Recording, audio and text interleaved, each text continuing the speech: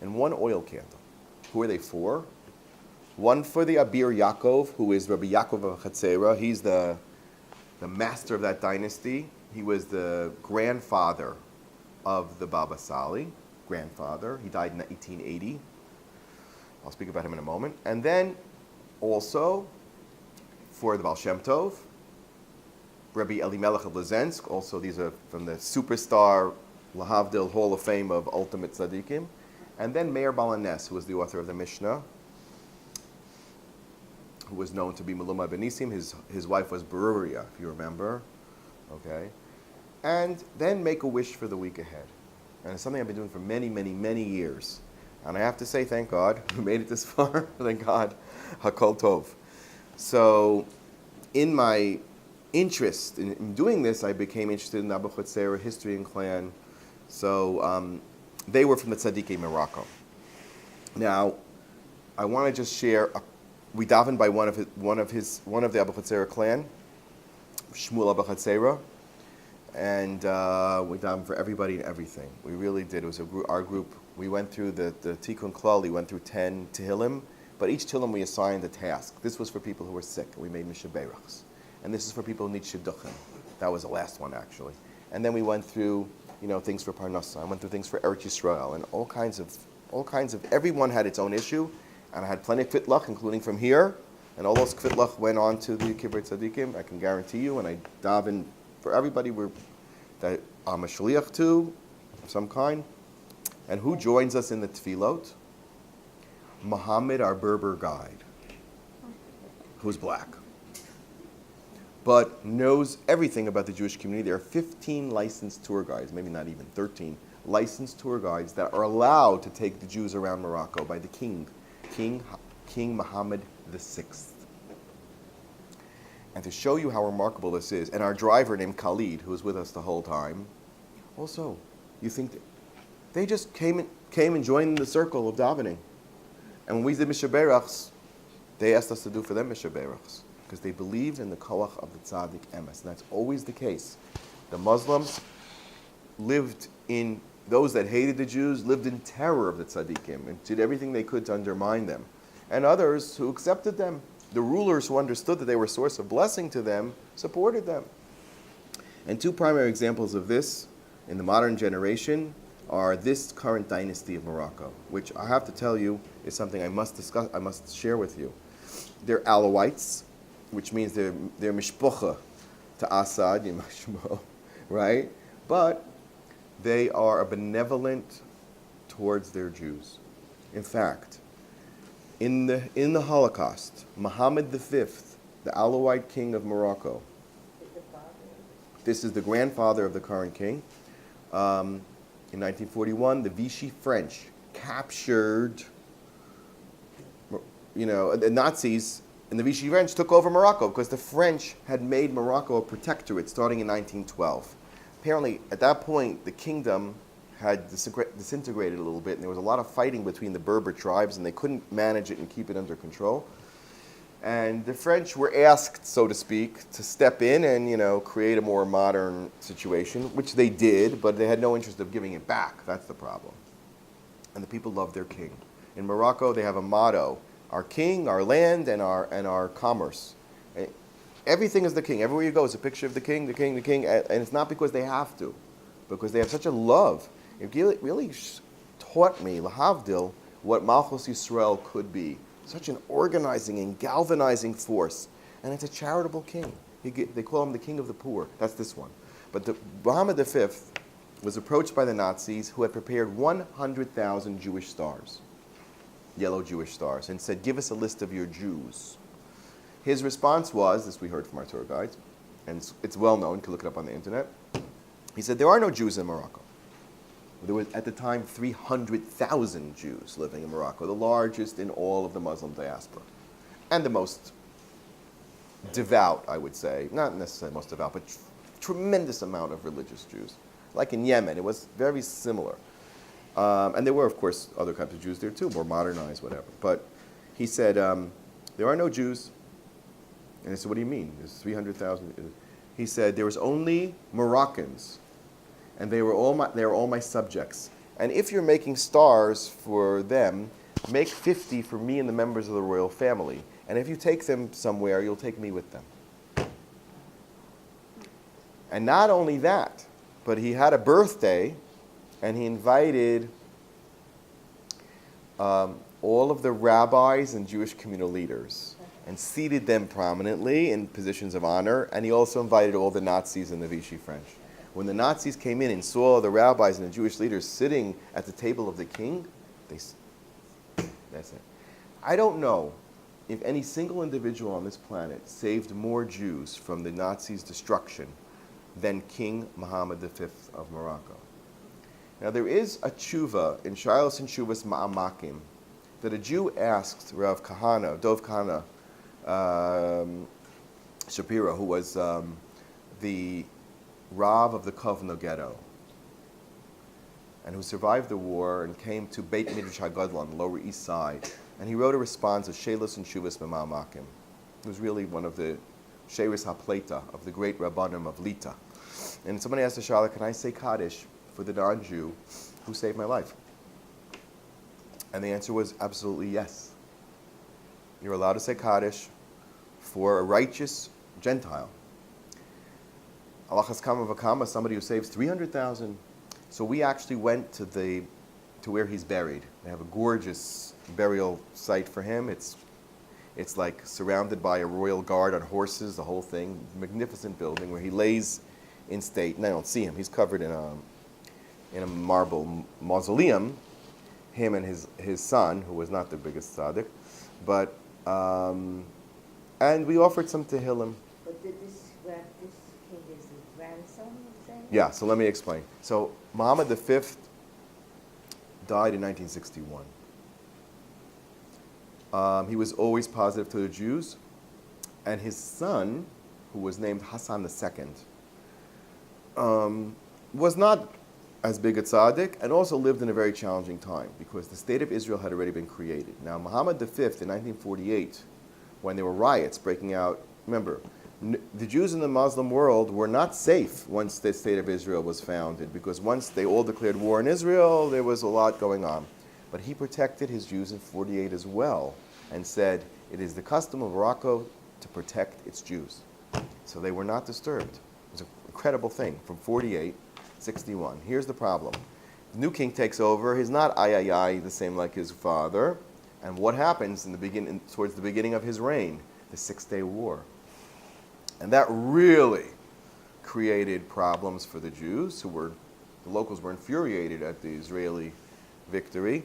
And Jews started emptying out. Many of the Berber Jews left right after the founding of the State of Israel. They didn't ask any questions. They have pictures of them as saying, they didn't ask whether it was a religious place or not religious place, and unfortunately, what they were headed for wasn't like where they came from, to say the least. And that's where the Baba Sali was so important, to try and reclaim really a lost generation of Moroccan Jews here who found themselves completely torn from their religion, secularized, and put in inevitable living situations. And I'm not here to make judgments, but that is the reality of Hashem's world, and we have to see it for the good. So that generation started to empty out in 48, but by the time it got to 67, that was that. And it was mass flight to such a point where the remnants of the Jewish community there basically became obsolete in the 70s. There were maybe 5,000 Jews, if that much, in Morocco today. A couple thousand in Casablanca, which has a kollel and has a couple shuls and has a mikvah. And then in the royal towns of Fez and Meknes, right, and Marrakesh, these are all royal cities, and they each have a color code. Like in Marrakesh, every building has to be like pink. It looks like you're in Miami Beach with the flamingos. And then there's 4 royal colors: blue, like a beige color, like a eggshell color, and a green color. And that's how you know that these were the royal towns. They call them the empire cities. Okay, the royal cities, imperial cities. So in the imperial cities, which was a home to the Jews for 20 generations. 20 centuries. 20 centuries, from the 1st century to the 21st century. There's 100 Jews here, 50 Jews there, a little bit of a community in Fez. We ate in their Jewish club. We went to their shul. There's a shochet there. Unbelievable. So there's not much there. But what happened was, in 1999, Muhammad V became king. Wait, let me backtrack. Go back, I'm not finished with Muhammad V. In 1953, the French decided they had enough of the monarchy, right? It was bad enough that he blew off the Vichy French. Now, Charles de Gaulle and his chevra, they wanted full control of Morocco. They didn't want any local king wearing a shmata to tell them what to do. All right? So they took Muhammad V and they imprisoned him and the entire royal family on Madagascar. Now, if you know where Madagascar is, it's the other side of Africa. You can't get as far away, and it was a French colony. From this French colony into Atlantic Western Africa to southern Africa near, I guess it's the Arabian Sea. It's an island. It's an island. And it's southern Africa, southeastern Africa. The Jewish community did not abandon the king. I heard a story, I didn't hear this from a tour guide, that one of his benefactors wrote an open check to the king and said, whatever you need. Whatever you need. And the exile lasted 2 years. The local Moroccans went crazy because they loved their kings. And they fought against the French. And the French, thank God, surrendered and abandoned. So Morocco became an independent country in 1956, and the king was brought back from Madagascar with the help of his Jewish supporters. And that's one of the reasons why, it happened before, but he was very loyal to the Jews because of how they treated him. But he earned it. If anybody earned it, he earned it, both in 41, 48, and then later when he came back. So that king passes away, 61, Hassan II. Things deteriorate for the Jews, and the Jews pretty much empty out under his reign. And then comes, in 1999, King Muhammad V.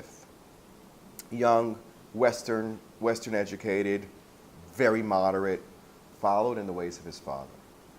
And he began to reclaim the Moroccan history. He says, Jews are Moroccan history. Remember, his father's position was that Jews are Moroccans. So it's a part of Moroccan history. So he donated, even Hassan II had a Jewish advisor named Andre Azoulay. He was the financier who came from Paris, who was Moroccan, educated in Paris, and he helped institute reforms, economic reforms. He was like the Lahavdil, the Yosef of his... Like the Barbanel, more like, yeah. Or something like that. And did tremendous things for France, had the official position of advisor to the king. Like if you say, Lahavdil, there's presidential advisors. They have titles. This is a title. And it was classically held by Jews because they trusted them. That was among other things. But they also brought tremendous brilliance and talent to the table. So comes Muhammad V. Mr. Azoulay is still, Ad Hayom Hazeh, he's 77 years old, the official advisor to the king. And he starts with a modernization program, economics reforms, and he's very with it, this king. He's very cool. I just heard that he has like 3 million followers on Facebook. He's known as the, what do they call him, the virtual king. And he's he's the 9th wealthiest person in the world. So he's got a few dirham, is what they call over there, 9 dirham to $1. He gave $5 million to restore some of the old Mela and synagogues. And tourism, in the last 10 years, Jewish tourism has completely started to flow. So this fellow, Rafi Al-Maliach, was allowed to create a Jewish museum, the only one in the Muslim world, from all the artifacts that he was taking from the ancient melachs and communities. And these are things that are priceless. I mean, they want them in the Israel Museum, they want them all over, but he says, no, this is our heritage. It's part of Morocco's heritage, and it's going to stay here. This is the president. The present king in Casablanca. Yeah, we didn't get a chance to visit it, but it's in Casablanca. It wasn't on our itinerary. Okay, so what happened was that Jewish tourism about 10 years ago, now we're talking 2008, about, call it 9 years after he came to power, the Moroccan Jews of Paris and France and Montreal start to flow in. But that's not all. By now, 10 years later, everybody's going there. You have, Beis Yaacov girls that go on trips over there. In fact, if you look in the Jewish press and so on, and you'll see advertising content. So going to Morocco now is now become something that's very common. You'll ask me about safety and security. It is a Muslim country. So the king has a personal police force that is dedicated to protecting Jewish visitors. Now, every once in a while, including one of the kvarim that we went to, big Yichya ben Dian, who's a big, we see a police car pulling up because our tour guide has to inform the police where we're going and where we're traveling from city to city. They know the license plate of the car, of the vehicle, and they pass it over to the next district commander. So if you're leaving Marrakesh, you got to tell them we're going to Fez, and then the people in charge of responsibility for Fez pick up the ball. So I never felt so, I didn't feel uncomfortable for a second. And even though members of my group insisted that I wear a cap, and I did, but on Shabbos I didn't, and really didn't feel any problem. And the food, my goodness, the food. Ladies, it's dangerous to go there. You will gain many, many pounds, unfortunately. We had our food provided by this Chazanit Ohayon from Marrakesh, who cooks for all the Glatt kosher people that come through town. They get the meat from not local shchita, they get it from United Kingdom, like Kadassia kosher, and from Paris, Glatt kosher. And she hosts about 20, 30 people every Shabbos meal. And she provided us catered food. We had a wonderful tour manager named Abi Suissa, who I would highly recommend, lives in Gibraltar. And he followed our minibus with a van with all our meals, which we ate in luxury hotels that are just beyond. And if you want, I'll do a photo session for you if you're interested. A slideshow. Should we do a slideshow? Okay, that I will do with my wife together. We'll figure out a slideshow. You'll see. I cannot begin to tell you how gorgeous everything was, and colorful, and the shuks and what's there, and the Jewish history is just so inspiring. And the warmth of the country towards its Jews is not to be believed. It's something that's a model, I would say, for certainly the Arab world, but in general, you really feel loved and embraced. And I just read when I came back that this Mohammed V just donated another $20 million for refurbishing, I think it's the Mela of was Marrakesh, or I'm not sure. And they're being restored beautifully. Synagogues are springing to life. Are you going back to live there too? What's that? Are you going back to live No. They have about 600 kids in their school system. They have some more religious schools and like more École Alliance Française. You ever hear of the Alliance schools? I mean, they were sent by the secular Jews to make sure that the greener Jews from Morocco would learn to speak French. A lot of assimilation was caused by that. You'll see those schools here in Eretz Yisrael. Yeah, they did a lot. Oh, but it did give the Jews, language, and you feel like you're half in France and half in an exotic Muslim country. That's exactly how it feels. It's like half and half. Signs are in English. You can read them. So you're not like in fact, the king was asked to change the day of rest from Sunday, like the French, to Friday, like it is in all the Arab countries, right? And he refused. He said, most of our business comes from Europe, from tourists, and we're going to keep this. So he, although he's a smart man, he gave a lot of his power over to a local parliament, so they shouldn't be resentful of him and rebel against him, but he has the final say on all legislature and on the military, so he's pretty well. The day of rest is Sunday, you said? The day of rest is Sunday, which is incredible. for a completely Muslim country. Okay, so then I'll just we have a few more minutes. I'm going to end with a couple of stories of these great tzaddikim. All right. So one story about Yaacov Abachatzera is that whenever he would go around collecting tzedakah for the poor, and whenever he came to a community, it would be, he was the Gadol Hador. He was really one of the Gadolei Hador in his era. He wrote incredible amount of Sfarim. He was a huge tzaddik, and his tefillah, whatever he said, went, like we said about tzaddik. So the story is about a woman who was actually a jeweler, who had a son who was lame from birth, completely lame. And he would lay there and he could do nothing. And when Rabbi Yaacov came to town, she came to him with a request, please pray that my son should die.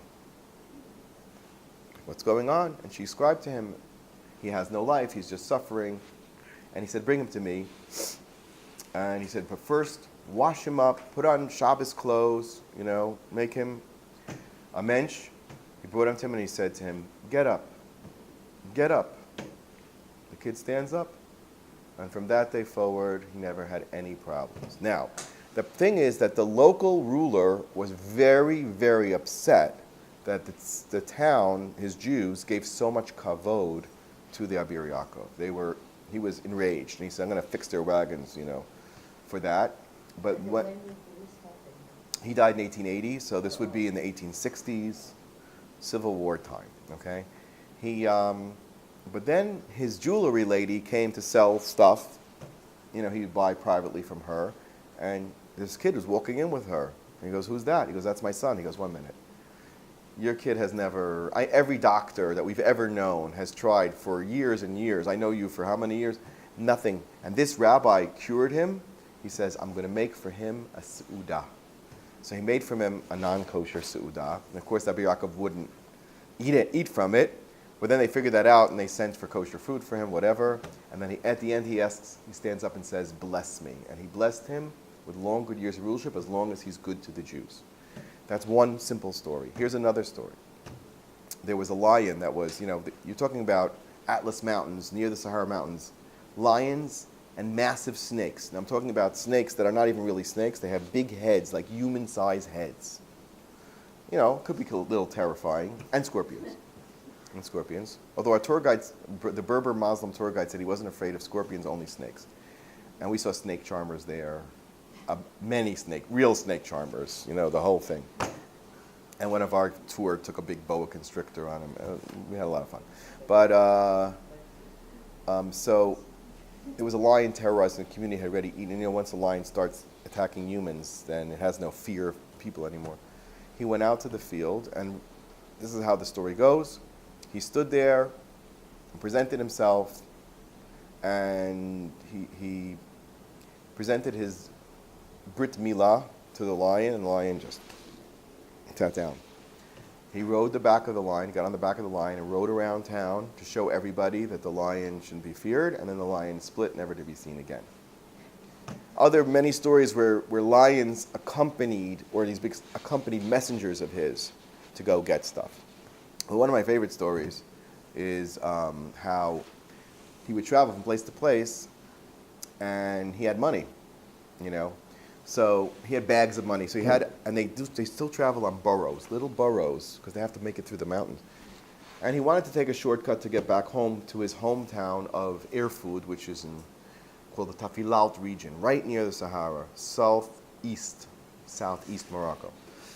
And the tour guide said, if we go past there's a village and we know there's all robbers in that village, they're going to kill us and take our money. He said, no, go that way. What's he going to do? So they start riding, and sure enough, the donkey sees these robbers coming out of their local village, and he just ditches the donkey, runs and hides. And Rabbi Yaakov's sitting on the donkey with his sacks of gold, and they all come up, and this is the time when they had guns already, 40 guys with guns. He goes, yes, how can I help you? And he goes, we are going to steal all your money, and then as a favor, we're going to kill you. Because how would it be, if you have to go back without your money? And by the time they had a chance to cock their pistols, they all froze. They froze like statues and sunk into mud up to their knees. And that's how they were, with rifles cocked. Rabbi Yaacov, and the driver like sneaks out, sees what's going on, jumps back on the donkey, and they're on their way, and they go home to Erfurt. Did they retrieve the money? What's that? No, they didn't have a chance to take any of the money. The money was, and they're just 40 guys stuck in the ground like statues. They get back to the hometown, which was not far away, and nothing happened, you know. So the relatives, the families of all these guys figured out it must have been something by the Abir Yaakov.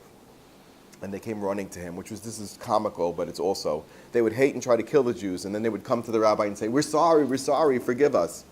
You know, and he said, what happened to them? And at first he said, I don't know anything about it. But then after a while, they pressed him, and he says, okay. You know, the driver told them. The driver who lived among them told them. So they came back to him and said, please. He said, okay. He went back out there, and he said to them, will you agree to stop robbing? And they're like, you know. And then he released them. And they never went back to their robbing. He said, and again, these are documented stories. Dozens and dozens of stories. There's even one where he did Tchias HaMesim on a Muslim boy that was murdered, and they tried to pin it on the Jews. He brought that boy back to life, literally, and he pointed out his real murderer, and then he went back to being dead. They said the father came to him and said, please leave my son alive. He said, I could only bring him back for that purpose. This is the type of people we're talking about. These are the type of nisim v'niflaot that were into our generation. I can go on and on. But, so lest you think that the miracles of Morocco are ended, I'll tell you two stories that I just heard. We'll end with that. There was a Reform rabbi that went with our friend Raphael Maliach to David Moshe, and he was taking him around on a tour, and his wife didn't come in. He said, why didn't your wife come in? He said, she has a terrible leg illness, and she can't walk up. So he said, light a candle for the rabbi. And he says, we don't believe in these things. Therefore, I said, we don't believe in tzaddikim and any of this stuff. He says, light a candle. How could it hurt? So he did light a candle, and he davened for his wife. A couple weeks later, a $2,000 check arrives in the mail. My wife, they found a cure for my wife that doctors had never been able to identify, and he sent a $2,000 donation to help refurbish the site. That's one. Now, one personal story is my boys are baseball players. What? Don't know. But my boys are baseball players. You know, we try to make their aliyah more fun, you know, and they shouldn't miss good old America. So there's the Little League here. The Israel Baseball League. And there are 3 teams from Beit Shemesh. They're on one of the teams, and they made it all the way to the championship game of their league. Now, it was itself a miracle. I'm going to tell the story if you'll give me 2 more minutes. I get to America, and the first game was on a Monday, right before Gimel Tammuz. Gimel Tammuz, you know, is the Yortzeit of Lubavitch Rebbe. I went to daven for them in game number 1.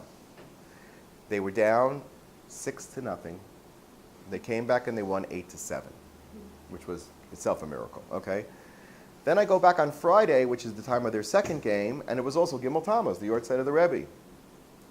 I daven. I get a message from one of my. Thursday night, my younger son Akiva, they're the 2 star pitchers. They pitched the whole game. One and Elimelech pitches the first, and Akiva pitches the last part. Broke his wrist. So now, what chance do they have? So I said, do you still want me to daven for you? He goes, yeah, go ahead, daven for us. So I get a message from Akiva, who's out of action, that they're down 8-2. 8-2. I said, I'm going to keep davening. I said, I'm going to say a certain amount of Tillim. I'll finish the Tillim.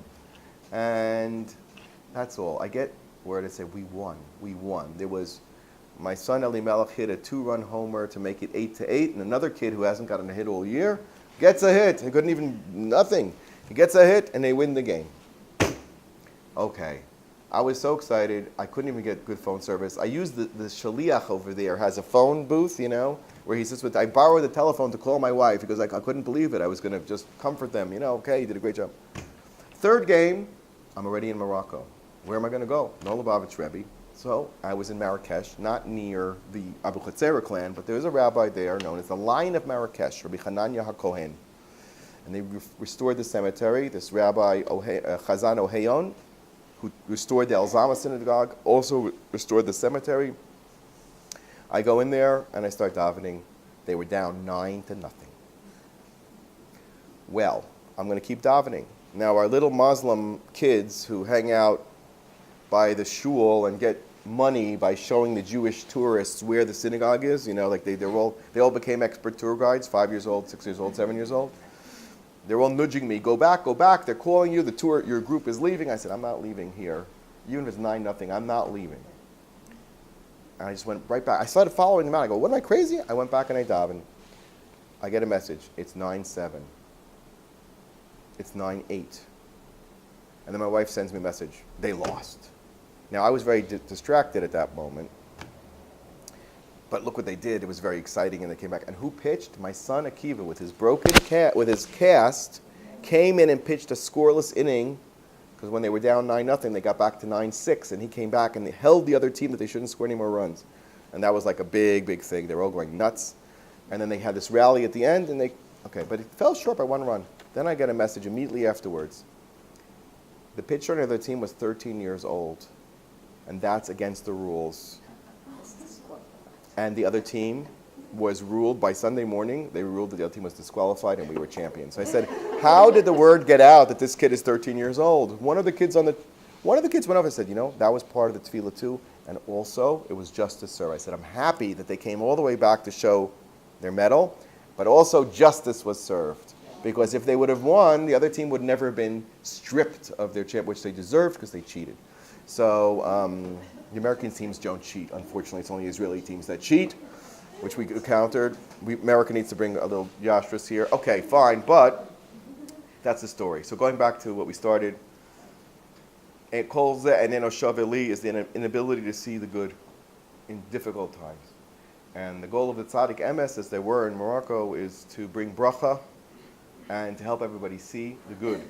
And when people like Muhammad V and Muhammad VI see and understand what the value and believe so much, this is really the model that we have. And we know that the Romans destroyed the Beis HaMikdash, correct? However, Antoninus, as we have spoken about, was a big fan of Rabbi, Marcus Aurelius. And he wasn't a bad king. And he supported Rabbi, and he gave money to Rabbi, nonstop, and he took advice with Rabbi, and he even learned Torah with Rabbi. And you know what Torah he learned? Rabbi said, I learned something from Marcus Aurelius. The question was, the halacha, a child, when does life begin, according to Judaism? When the conception or after 30 days? So we know, according to halacha, after 30 days, it's much more halachically problematic to abort than the first 30 days. But Antoninus argued, no. From day one, a soul is in the body. You know how I know? He says, like in Morocco. How could you have a piece of meat last for more than 3 days without deteriorating, without salt? And how does the fetus live for 3 days without the soul, without the neshama? And Rebbe agreed with him and even found a pasuk to prove that Antoninus was correct. What is that all about? Even the Goyim, when they